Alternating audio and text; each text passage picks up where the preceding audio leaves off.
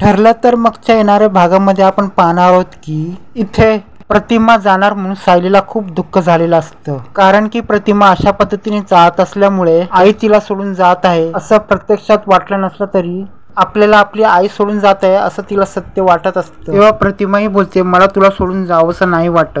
ती बॅग भरून बाहेर निघाली असते, पण तिचा पाऊल काय पुढे पडत नसते आणि ती पुन्हा एकदा मागे वळून पाहत असते। तेव्हा सायली तिला हाक मारते, तेव्हा प्रतिमा मागे वळून पाहते आणि बोलते, मी तुला नाही सोडून जात। कितीही कोणी काय म्हटले तरी माझी हिंमत तुला सोडून जावशी नाही वाटत। आणि सायली रडत रडत प्रतिमाच्या जवळ येते आणि प्रतिमा त्या म्हणत, खरंच तुम्ही मला सोडून जाऊ नका आणि असं बोलत ती मिठी मारते। तेव्हा प्रतिमा त्या बोलते, आता काही होऊ दे, मी फायनल ठरवलं आहे, मी सायलीला सोडून जाणार नाही आहे। तेव्हा रविराज म्हणतात, तू इथे थांबलीस तर आपल्या प्रियाला म्हणजे तन्वीला किती राग येईल आणि तिला खूप वाईट वाटेल, यासाठी तुला तिथे यायलाच लागेल। तेव्हा प्रतिमा बोलते, मी एकाच अटीवर यायला तयार आहे की या माझ्या बरोबर सायली यायला तयार झाली पाहिजे। तेव्हा पूर्णाजी बोलते, काही पण होऊ दे, तू थोडे दिवस प्रतिमा बरोबर तिकडे जा। त्यानंतर तिथे ठरतं प्रतिमा बरोबर तिथे सायली तिच्या सोबती जाणार। आता फायनल ठरतं, सायली प्रतिमा बरोबर तिच्या घरी तिकडे जाते। फायनली रविराज सरांना वाटतं की सायलीने प्रतिमा बरोबर तिच्या सोबत यावे आणि फायनली सायली प्रतिमा सोबत येते। तेव्हा प्रतिमा बोलते, तू माझ्याबरोबर माझ्या रूम मध्ये। इथे रविराज तन्वीला सांगतात म्हणजे प्रियाला, की आता तू हट्टपणा करू नकोस, कारण की प्रतिमाची तब्येत बरी होणे गरजेचे आहे। ते प्रतिमा त्याने सायली बरेच वेळ गप्पा मारत आपल्या रूम मध्ये बसलेले असतात। इथे सायली प्रतिमा त्याला बोलते, मी तुम्हाला कोणत्याही गोष्टीची कमी वाटू देणार नाही। इथे प्रतिमा सांगायला लागते, इथे प्रतिमा सायलीला बोलते की इथून आतमध्ये जाणारी रूम आहे, तिथे मला घेऊन चलशील का? तेव्हा सायली बोलते, आपण आता पहिलं रविराज सरांबरोबर बोलूया। सायली आणि प्रतिमा रविराजांना भेटायला येतात आणि त्या रूम मध्ये जाण्याची परवानगी घेतात। इथे प्रिया ह्या गोष्टीसाठी तयार नसते। तेव्हा प्रिया बोलते, नाही, माझ्या रूम मध्ये कोणीही जाणार नाही।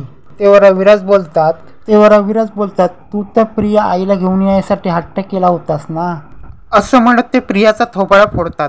तेव्हा प्रिया मनातल्या मनात बोलते, यामध्ये मी प्रतिमाला उगाच घरी आणले का आणि प्रतिमाला इथे आणून मी माझ्याच पायावर धोंडा मारून घेतलेला आहे। तेव्हा इथे आता प्रियाने काही परवानगी द्यायचा प्रश्नच पडत नव्हता। तेव्हा सायली आणि प्रतिमा या रूम मध्ये आलेली असतात, त्यामुळे प्रियाचा एक सिक्रेट रिव्हील होणार। तेव्हा तिथे सायली प्रतिमाला म्हणतात, या रूम मधलं तुम्हाला का आठवतं का आणि तुम्ही या रूम मध्ये का बरं आलात आणि ही रूम मला इतकी भारी वाटते ना, आणि ही छोट्या तन्वीचीच रूम असते आणि खेळण्याने भरलेली असते आणि तिच्या ह्यात आठवणी ताज्या होतात आणि आपण इथे येऊन गेलो तिला सारखं सारखं आठवत असतं। दोघींच्या आठवणी ताज्या होतात आणि प्रतिमा बोलते, इथे एक कपाट होतं, त्यावरती कपाट खोलायला लागते आणि दोघीही एकदम एक्साइटेड होतात आणि त्या कपाटमध्ये ते दोघं पाहायला लागतात आणि तेव्हा प्रतिमाच्या काही वस्तू हातात लागतात आणि त्या प्रियाचं बर्थ सर्टिफिकेट ओरिजिनल असतं। तेव्हा सायली ते कागदपत्र हातात घेते, तेव्हा ती बोलते, हे तर प्रियाचे कागदपत्र आहेत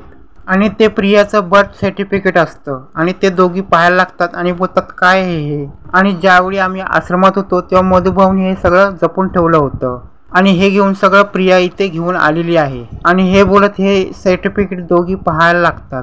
तेव्हा प्रतिमा बोलते, तो ॲक्सिडेंटचा दिवस आणि ही आश्रमात आलेला दिवस एकच नाही आहे। तेव्हा सायली बोलते, प्रतिमा तुम्ही जे बोलतात ते खरंच आहे। तेव्हा प्रतिमा बोलते की प्रिया ज्यावेळी आश्रमात आली ती आणि ही वेळ खूप वेगळीच आहे। तेव्हा सायली बोलते, ही गोष्ट आपण रविराज सरांना सांगूया काय, ते काय बोलतात ते आपण पाहूया काय? तेव्हा प्रतिमा बोलते, चालेल, पण ही गोष्ट आपण तन्वीला नको सांगूया, कारण की ती उगाच काहीतरी वेगळंच करेल। तेव्हा आता ह्या दोघी जणी इकडे येतात, तेव्हा ते इथे येतात आणि पाहतात ते सर्टिफिकेट रविराजांच्या समोर आणलं जातं। तेव्हा रविराज बघतात, ज्या दिवशी प्रिया आश्रमात गेलेली असते तो दिवस एकदम वेगळा असतो। तेव्हा रविराज बोलतात, हे काय आहे, आपल्याला ह्या गोष्टी क्लिअर करायला हव्यात। ज्यावेळी ह्या मधुभाऊने ह्या गोष्टी जपून ठेवल्या आहेत त्याच दिवशी ही प्रिया या आश्रमामध्ये आली असेल। आता रविराजांच्या समोर खूप मोठा सत्याचा उलगडा झालेला असतो। यामध्ये प्रियाचं एक मोठं भांड फुटलेलं असतं आणि या बर्थ सर्टिफिकेटमुळे प्रियाचा एक मोठा खुलासा रविराजांसमोर आलेला असतो आणि यापुढे रविराज काय ऍक्शन घेतात हे पाहायला महत्त्वाचं ठरणार।